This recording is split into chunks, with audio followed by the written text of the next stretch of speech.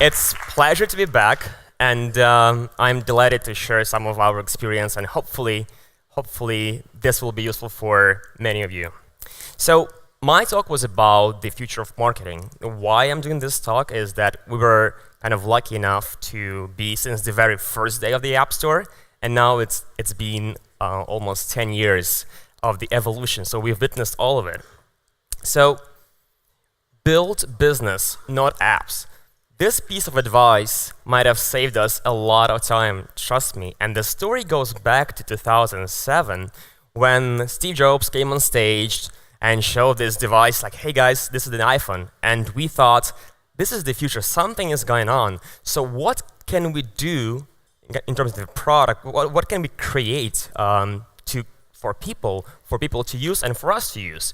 So then we started to kind of realize that there is no App Store, there is no apps that you can install, because it's 2007, and the people who got the iPhone for $600, it's an expensive device, they cannot even read their books, documents, or anything. So we started and created this service called READDLE that allowed people to read their documents and books. And the goal was to create something for people, not to make business, not to make revenue. And as a result, we've got a lot of users. We've got over 60,000 users in 2 months. People love the service. And even Apple put a small, tiny link on their apple.com site that actually increased our user growth tremendously. But there was one problem. We were not making any money. And then miracle happened. We've got a call from Cupertino. And the voice said, hey guys, we're launching App Store. If you want to be one of the first apps in the world, launching on the very first day of the App Store, here's the deadline, make an app. So this is how the whole story started about READDLE. And since then, we kind of agreed to make great products for people and redefine productivity, because we're all about this. And I'm just wondering how many of you guys have ever seen or used any of our 8 products? Raise your hand. All right, like 15% means I have to do a lot of more marketing. And overall, we have over 80 million people downloading our apps. And just one quick note, those are primarily paid apps, anywhere from $3 to $10. And we have a team started from 4 college friends from Ukraine now to 127 in different continents and 7 countries across the world. And I think what sets apart our story from the rest is that this all growth was organic. Unfortunately, we couldn't use any user acquisition or other networks to scale because of the very low LTV, but I'll talk about further. And James asked me, Dennis, can you share the key factors of success? Like what kind of contributed to this success? So here are the key factors. As a product company, we put our customers first. I know it sounds like a cliche, but trust me, once you focus on your customer and you really want to help this customer to be better, or you want to make this customer to be awesome, then miracle happens.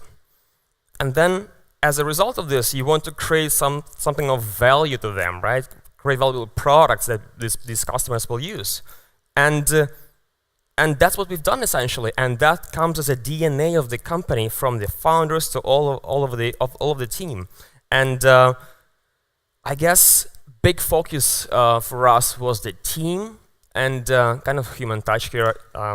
We're from Ukraine, and Ukraine has enormous talent in developers and coders, but the problem was, and still is, there are not enough kind of product people who care enough about the product, the customer, because the majority of them work for outsourcing company, outstaffing company.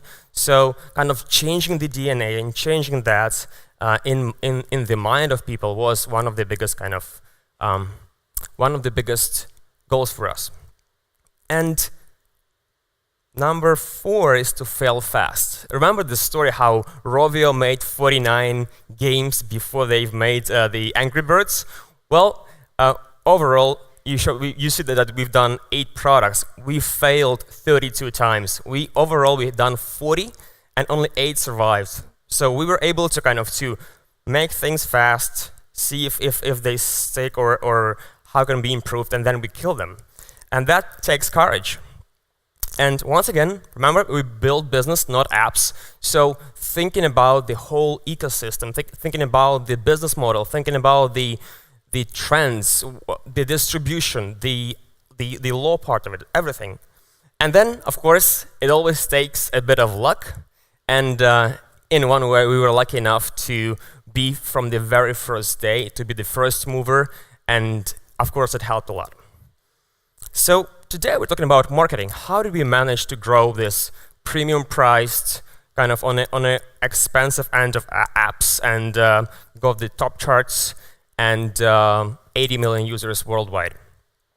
First of all, again, sounds a cliche, but product is the king. Once you have a product that people love, it's so much easier to sell. It's so much easier to market. And beautiful things happen. People love it. Apple loves it. We've got our Spark email got featured, our PDF expert right there as well. And we've got over 500,000 5-star reviews across our portfolio. So making a great product is #1 decision. And this is the future of marketing, and this is going to stay. So for us as well, back in 2009, I remember there was a day when we had this just one app, and we were making around $100 per day.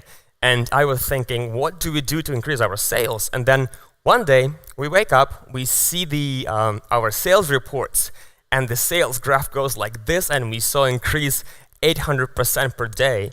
And I was wondering, what happened? And in fact, there was a mention in Wall Street Journal by Walt Mossberg. He just said, this is one of the apps that makes iPhone worth the price. And we saw a tremendous increase in our revenue. So I thought, all right, let's do this. Let's focus on getting press. So from Ukraine, with my pitching skills being not perfect, with my English being not perfect, I was trying to get through the noise and get all of the major publications like New York Times, Wired, and everybody else to write a story about us. And I absolutely believe that if I did that, you guys can do it too. We never kind of worked with any agencies. We've done it internally. And people love real stories. People love the founder stories. And if you do things right, you can get mentioned by all the major world press. And we've seen a tremendous kind of increase in revenues and branding and everything else while getting featured by the major outlets in the world. Sometimes people tell me email doesn't work, and that's not true. Don't trust those people. Email is a great thing, not only because we're doing Spark email, but also it's a great way to connect to a customer. So to give you a perspective, we ask the customer, once they first kind of log in into our product, we ask them, hey, James, do you want to get deals and important information from READDLE?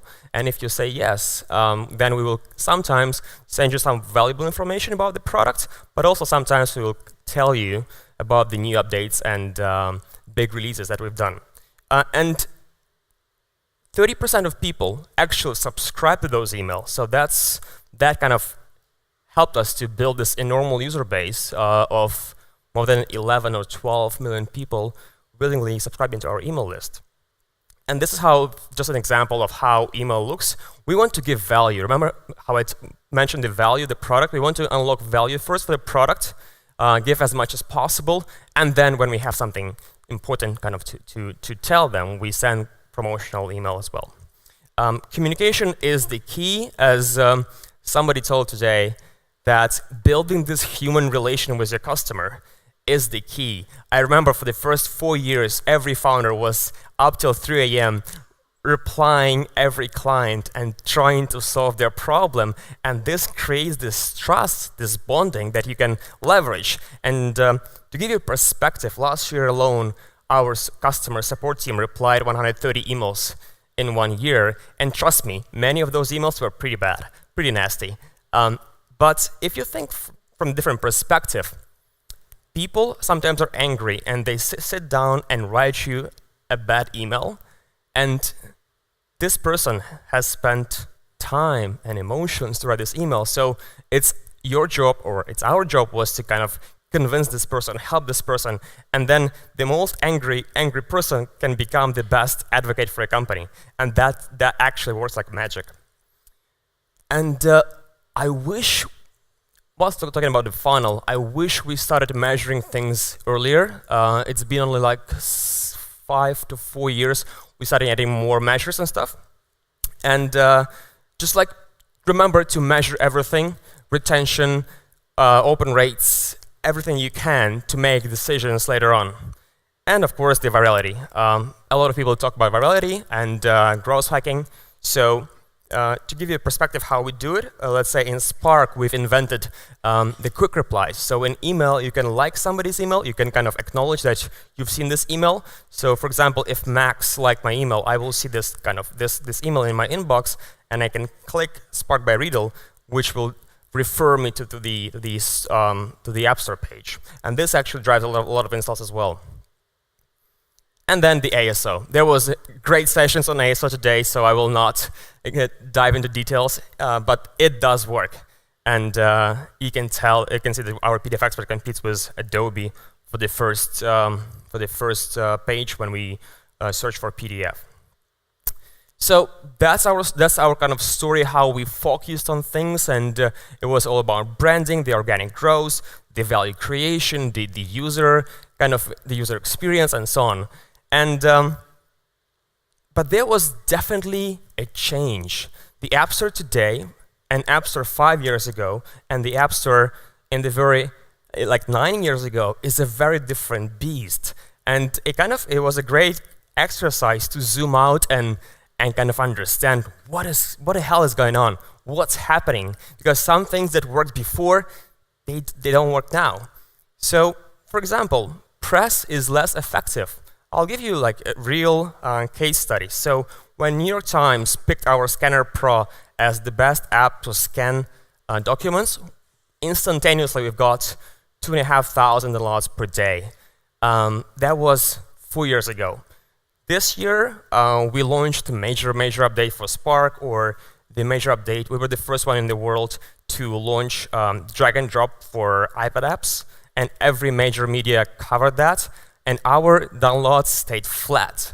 So press does not affect downloads as much as it was before. Yes, it helps with branding, and helps you to hire a better team, or look for partners, or raise capital. By the way, we never raise capital. But in terms of the actual traffic and downloads, it's less effective. Remember the stories how the average person in America downloads 0 apps per month. And we've seen all these stories, and people talk about app fatigue, and the App Store is overcrowded with 3 million people and 3 million apps right there, and now you have to compete with everybody, but also we now live in attention economy where you not only compete with your direct competitors, but also with everybody else for this attention. So think of Instagram, Snapchat, Facebook. They all eat your attention, and then everybody competes for this real estate on your screen. So what do you do? How do we kind of fight this? And I think despite all these challenges, the future is bright, and I'm very optimistic because we live in the best age since the beginning of the smartphone. The smartphones are growing at the fastest rate right now. The penetrations are super high.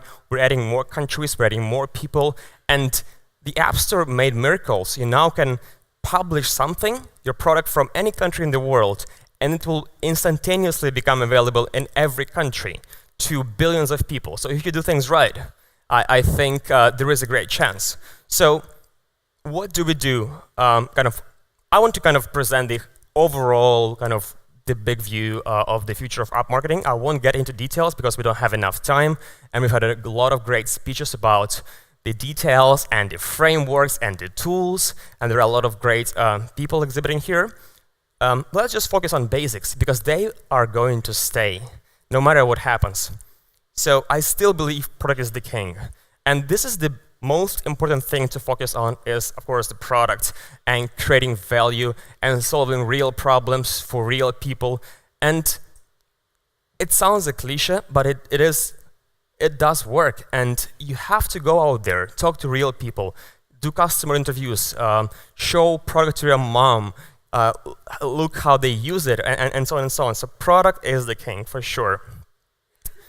And remember how I mentioned the business model? Right now, we see the evolution of the business model. Remember how we started all with paid apps, then we moved to freemium within apps, and then we're moving to subscriptions. And subscriptions make great, perfect sense.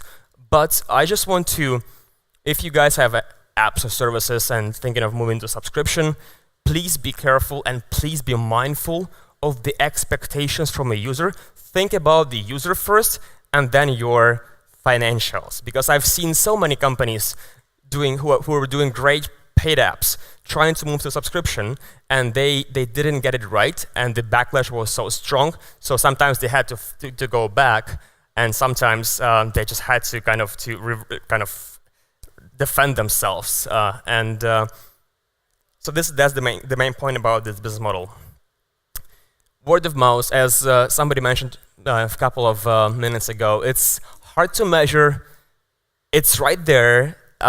It does affect the distribution of your app. And I've made a research recently, and over 65% of people who we asked, they said the first source of kind of discovering new app was the recommendation from their friend.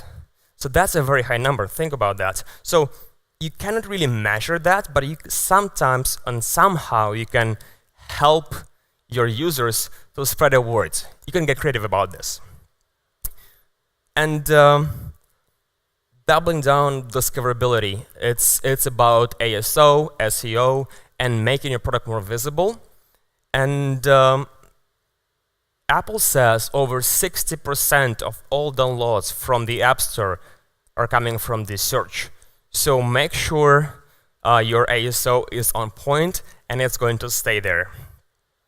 As I mentioned before, not only do we have to create value with our product per se, but also with everything that we do to our customers. Think of content that people use and love. Think of the companies who build their actual businesses like Intercom, like HubSpot, like Slack. They have great content. They create value first. They get this trust, and then they convert these leads into their customers because people kind of see that these guys are on top and they know their topic, so they're trustworthy. And then they buy their services. And data is there. The only problem, and will be there, and we see a lot of tools that are very specific. We're moving into the world of like very granular targeting, very kind of customized experiences, and it's great, and it's going to evolve with different cohorts and retargeting and remarketing and things like that. But please be mindful of kind of the decision that data is forcing you to do, and then your own kind of values and guts. I'll give you an example. As a company, we would always sacrifice our short-term revenues and gains over kind of the long-term vision of the product and the user experience. Yes, we can now install banner ads or like, I don't know, sell data. We will never do that by default, even though this is very kind of lucrative and think that kind of we can triple our revenue, but we will not do that because we believe in different things. So never let the data lead your decisions. And number 2 channel of, when I made this research, number 2 channel of how people get their apps was ads from Facebook and Instagram. So there are a lot of agencies here, there are a lot of companies that can help you with creatives, how to get these products in front of millions of people. And this is very interesting. So a little bit of background. 5 years ago, there was a race to the bottom. Everybody was trying to compete each other. Everybody was slashing prices until your app was like 99 cents or like $2, and then you compete with another product that can actually lower the price even more. So there was this race to the bottom. And what happens now, even if you look at the top of the App Store, you will see that the prices actually have gone back up. The prices are like, you can see apps with $2.99, $5.99, $10, which means that the price point is not longer that kind of important. What matters is the kind of the discoverability. Can people find your product first? And if it's like, if they find this first in this super competitive space, it doesn't matter if it's like $1 or $2.99, because they don't have kind of the time and the willingness to go out there to find all the options, to make a graph, Excel spreadsheet, and compare the features. They will stick what's good enough first. And this good enough is very dangerous.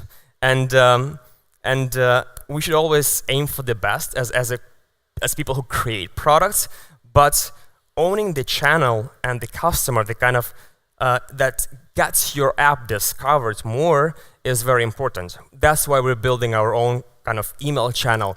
That's why we're building our own in-app communication center. So whatever happens, let's say if Apple doesn't feature us or if press doesn't write about us, it's not the end of the world. We have 5 million people that we can reach out instantaneously when we need that. So this is very powerful. And cherry on the top, and my favorite, is the storytelling and the human touch and the branding. I love, people remember stories. People might not remember faces or names, but people remember stories, and we've seen these companies like Slack, like you name it, like Snapchat, just like great stories. Even Bitcoin is a great story that people believe in. And once there is hope, and once there is this like people telling other people, it gets the ball rolling. And I like this quote that people will not remember what you said or how you look, but people will remember how you made them feel. I hope I made you feel great. Thank you very much. It's a pleasure to be here.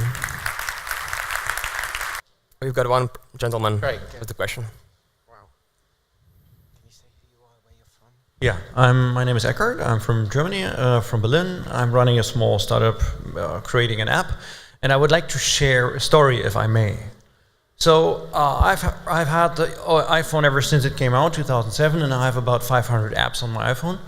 I do the user experience design and all sorts of other things for my own company. So I look at apps of all directions, all categories, and I test them intensively, get inspired to create better UX and whatever needs to be done to create a better product. So over the years, I've tried a ton of different apps in all those categories, email and PDF and what sort of, I mean, anything. So, and I always like to find the best apps. And my grandmother used to say, I don't have enough money to buy cheap products. So I never was deterred by price. So I just figured out what app to use for me, what would work best. And I never worried about the price. So over the years, I collected many apps which I intensively used, some more, some less. And then for each category, I always try to find the best ones. There was email, there was PDF, there was document management, all sorts of things. And then one day, I realized that all the apps that I used were from READDLE. And this is no joke. Then I discovered that these guys have a bundle. I could have saved lots and lots of money, but I have every single app of READDLE. So these guys are absolutely amazing. Thank you so much. Thank you so much. And you see, that was the evolution that I mentioned before. Before we never focused on kind of telling you that this comes from one brand, which is very, very essential. And that's why it's a major focus right now, kind of to provide more branding and this trust. And it does affect the decision of purchase, of course. Now we are, yeah. Spark for Teams. So Spark is the email. So Spark for Teams, where you can collaborate and discuss things together with your teammates and with calendars inside. And it's coming early next year, January, February, and I hope you guys have all on board. Thank you so much.